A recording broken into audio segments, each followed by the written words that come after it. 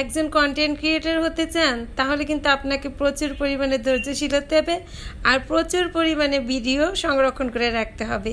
এই যে যেমন আমি আজকে যে ভিডিওটা আপনাদের সাথে শেয়ার করব, এই ভিডিওটা আমার বোনের বৌভাতে যেই দিন আমরা গিয়েছিলাম সেই দিনের। আমি কিন্তু এই ভিডিওটা যত্ন করে রেখে দিয়েছি আপনাদের সাথে শেয়ার করব বলে।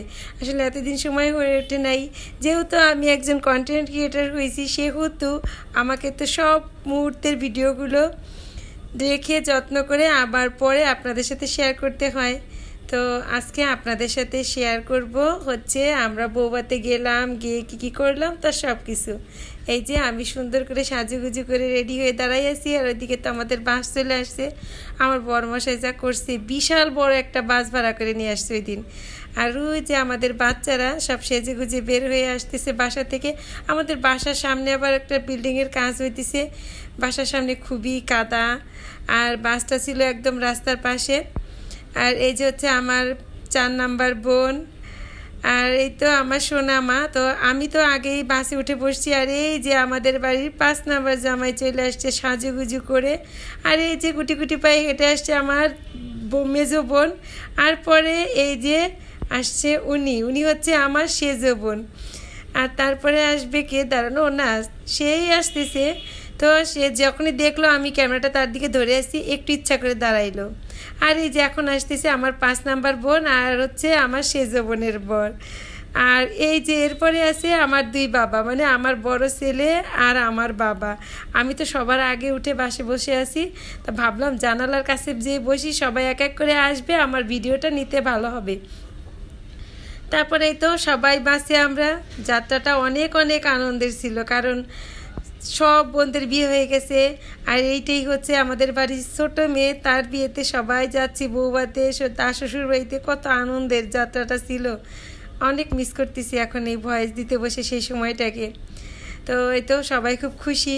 আর আমরা কিন্তু গিয়েছিলাম মাত্র 35 জন মানুষ, কিন্তু আমার বরমশাই বিশাল একটা বাস ভাড়া করে নিয়ে আসছে। এটা কোনো কথা? সবারই একই প্রশ্ন, এত বড় একটা বাস নিয়ে আসছে কেন? আমিও জানি না ঠিক এই লোকটা এত বড় একটা বাস কেন নিয়ে আসছে, কি মাথায় ভূত চাপছে। 50 জন আমরা যাব না। তো যাই হোক, এখানে তো আমরা গাড়ির মধ্যে সবাই অনেক আনন্দ করতে থাকি। আর আমাদের বোনের বাড়ি কিন্তু আবার বেশি দূরে না, ফরিদপুর থেকে মাত্র যাইতে আমাদের 15-20 মিনিট সময় লাগবে। তো এই 15-20 মিনিটে আর গাড়ির মধ্যে কি আনন্দ করা যায়। এই যে আছে আমাদের বাড়ির 5 নাম্বার জামাই মেয়ে, বেচারা একটু লজ্জা পাইছে তার সামনে ক্যামেরা ধরার কারণে, যদিও সে একদমই লজ্জা পায় না। তো আমার বোনটা ভীষণ লাজুক, কিন্তু আমার বোনের বরের একটু লজ্জা নেই। সে কিন্তু পুরো বিয়ে বাড়িটা সবাইকে এত আনন্দ দিয়ে মাথায় রাখছে, সে না থাকলে এবার আমাদের বিয়েতে তেমন কোনো আনন্দই হইতো না বিয়ে বাড়িটায়। আর এই যে আমার উনি আবার হচ্ছে আমার একজন বিশেষ মানুষ, আপনাদের সাথে পরিচয় করিয়ে দিয়ে, আমার 5 নাম্বার বোনের দেবর। তো যাই হোক, সবাই একসাথে হইলে যা হয় আর কি, অনেক অনেক আনন্দ, অনেক অনেক হাসাহাসি। যদিও যাত্রাটা আর একটু বেশি সময়ের জন্য হইলে ভালো হইতো, অন্তত 1 ঘন্টার রাস্তা হইলেও ভালো হইতো। মাত্র 20 মিনিটে আর কি আনন্দ করা যায় বাসের মধ্যে। তো এদিকে আবার শুরু হয়েছে ফটোশ্যুট। আমার 5 নাম্বার বোনের বর আমার সেজো বোনকে ছবি তুলে দিচ্ছে। এই যে হচ্ছে আমার সেজো বোন। আর আমাকে কে ছবি তুলে দিবে, ভিডিও করে দেবে? আমার বর তো সবসময় সে তার শালিকাদের নিয়ে ব্যস্ত। আমি বেচারা অসহায় মানুষ, আমি নিজেই নিজের ছবি তুলি, ভিডিও করি। আর আমরা যখন বাসা থেকে বের হয়েছি তার কিছু সময় আগে কিন্তু প্রচুর ঝড় বৃষ্টি হয়, প্রায় 1 ঘন্টা ঝড় বৃষ্টি হয়। আমরা তো ভাবছিলাম যে যেতে পারবো কি না। তো ঝড় বৃষ্টির কারণে আমাদের বাসা থেকে বের হইতে অনেক দেরি হয়। আমরা প্রায় 3:30-4টার সময় এখানে এসে পৌঁছাই। এই যে দেখুন, সেই তখন থেকে আমি সবার ভিডিও নিয়ে যাচ্ছি, কিন্তু আমাকে একটু ভিডিও করে দেবে কে? সবাইকে সবার বর ভিডিও করে দেয়, আমার বর কি আর আমার পেছনে পড়ে থাকে? ওই বুড়ো সারাক্ষণ তার শালিকারা কে কোথায় আছে, শালিকারা ঠিকমতো খাওয়া দাওয়া করলো কিনা, গাড়ি থেকে নামলো কিনা, গাড়িতে উঠলো কিনা, সেই নিয়ে ব্যস্ত। আমি কই রইলাম, আমি রাস্তায় রইলাম না, বিয়ে বাড়িতে আসলাম। ওই বুড়ো তার দেখার সময় নেই। বাস থেকে নেমে বাসকে আবার যত্ন করে রাখতে গেছে, কই রাখা যায় বাসকে, আমার দিকে তার কোনো খেয়াল নাই। আমি বেচারা অসহায়ের মতো খুঁজি, আমাকে কে একটু ভিডিও করে দেবে। ওই বেচারাতে একটু বুঝবে তাই না, যে তার বউ একজন কন্টেন্ট ক্রিয়েটর হয়েছে, তাকে একটু ভিডিও করে দিতে হবে।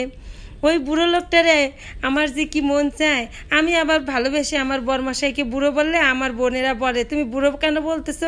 আরে বুড়ো তো এই জন্যই বলি যে ওই লোকটা বুড়ো সারাক্ষণ শুধু শালিকাদের নিয়ে ব্যস্ত থাকে, আমাকে নিয়ে ব্যস্তই থাকে না। আমাকে একটু ভিডিও করে ছবি তুলে দিলে তারা আমি বুড়ো বলতাম না।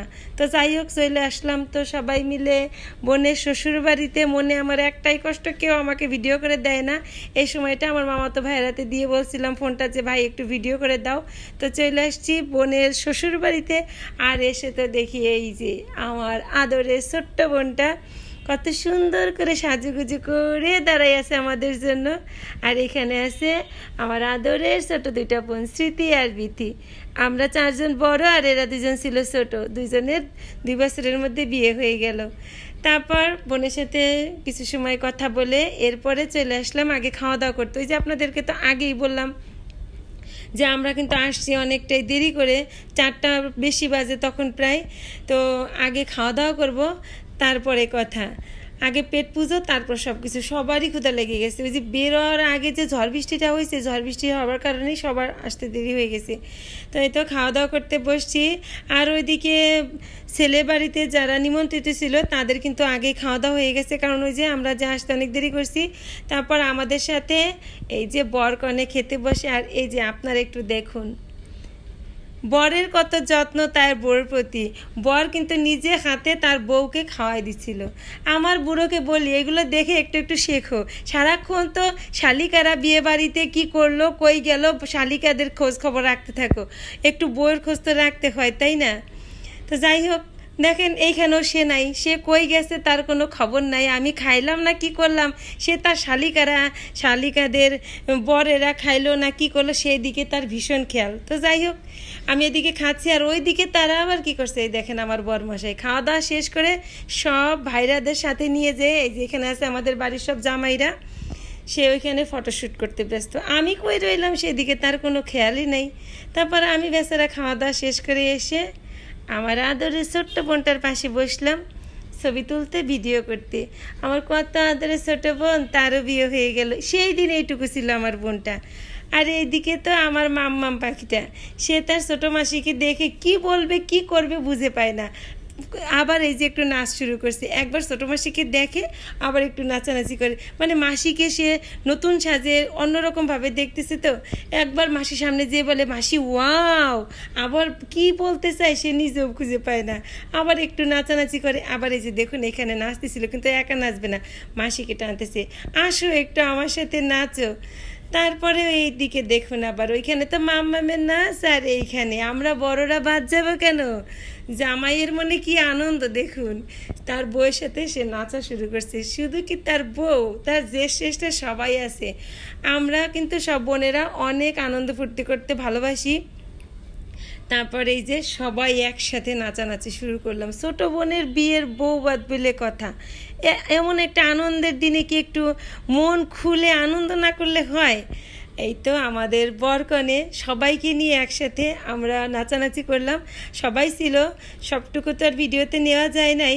তারপরে আমরা বেশ কিছু সময় নাচানাচি করে ওই যে দেখুন নতুন বরের কি আনন্দ মনে। তো তাদের ভালোবাসা আসলে পূর্ণতা পাইছে। আপনারা সবাই আমার বোনের বরকে আশীর্বাদ করবেন। আর এখানে আমরা আছি 6 বোন, মা বাবা সবাই একসাথে ছবি তুললাম।